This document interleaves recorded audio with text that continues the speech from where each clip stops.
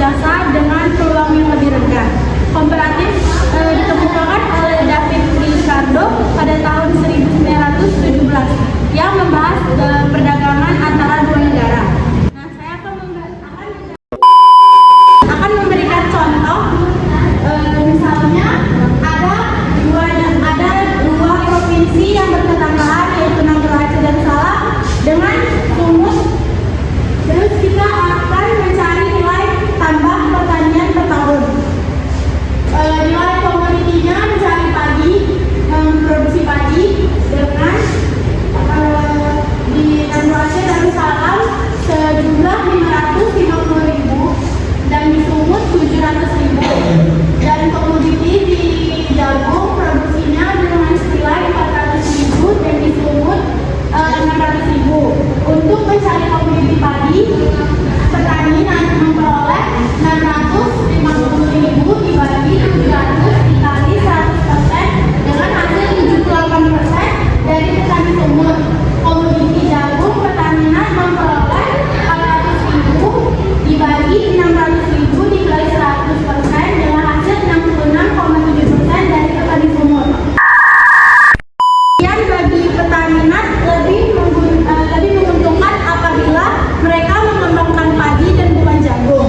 Jadi kesimpulannya, jika kedua provinsi menspesialisasikan berdasarkan keunggulan komparatif mereka dan melakukan perdagangan, mereka dapat menghasilkan efisien yang mendapatkan lebih banyak daripada jika mereka memproduksi kedua barang tersendiri. Terima kasih. Oh my god! Wow! Di sini saya akan menjelaskan analisis SIPSER ini terdiri dari 3 komponen. Yang pertama itu pengaruh pertumbuhan nasional. Bagian ini menunjukkan seberapa besar perubahan ekonomi di suatu wilayah, misalnya pertumbuhan pekerjaan yang disebabkan oleh pertumbuhan ekonomi nasional secara keseluruhan. Jika ekonomi nasional tumbuh pesat, maka wilayah tersebut juga akan mengalami pertumbuhan yang serupa. Yang kedua itu pengaruh struktur industri. Komponen ini mengevaluasi bagaimana struktur industri di wilayah. Yang kedua itu pengaruh struktur industri. Komponen ini mengevaluasi bagaimana struktur industri di wilayah tertentu mempengaruhi kinerjanya. Yang ketiga itu pengaruh kompetitif regional. Komponen ini menunjukkan keunggulan atau kelemahan kompetitif suatu wilayah dibanding dengan wilayah lain yang mengembangkan industrinya. Baik, perkenalkan nama saya Dimas Aditya. Saya akan melanjutkan materi dari teman saya, yaitu analisis SIPSER. Baik, analisis SIPSER itu sangat membantu untuk menentukan apakah industri regional telah menunjukkan pertumbuhan yang baik atau yang menurun.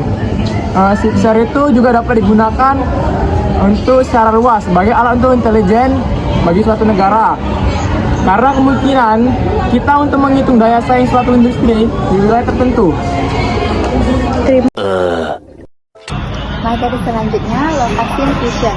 Location Fusion atau disingkat LQ adalah suatu perbandingan tentang besaran peranan suatu sektor atau industri di suatu daerah terhadap besarnya peranan sektor atau industri tersebut secara nasional.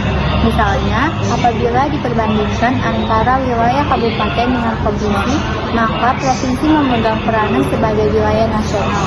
Apabila LQ lebih besar dari 1, artinya peranan sektor tersebut di daerah itu lebih menonjol daripada peranan sektor itu secara nasional.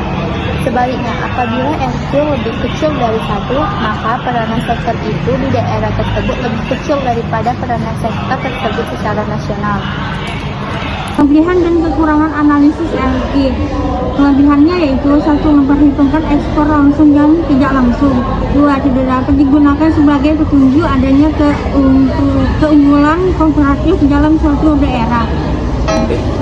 Kekurangannya 1. Meskipun analisis digolongkan mudah dan cepat, asumsi analisis LQ bahkan permintaan setiap daerah adalah identik dengan pola permintaan nasional pun dengan produktivitas tiap tenaga kerja dan bahwa perekonomian normal merupakan perekonomian tertutup, kelemahan daya modalnya.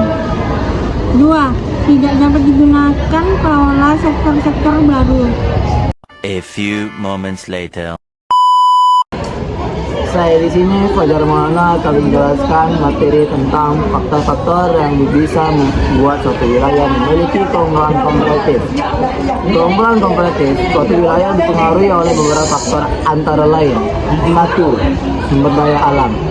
Ketersediaan sumber daya alam melimpah seperti mineral, tanah subur, atau iklim yang mendukung pertanian. Yang kedua, tenaga kerja, kualitas dan kuantitas tenaga kerja, termasuk keterampilan dan pendidikan penduduk setempat. Yang ketiga, teknologi.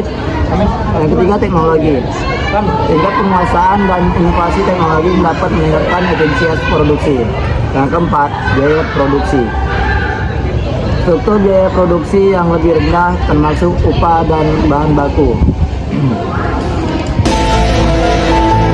Faktor-faktor ini saling terkait dan berkomunikasi pada kemampuan suatu wilayah untuk bersaing dalam produksi barang atau jasa tertentu.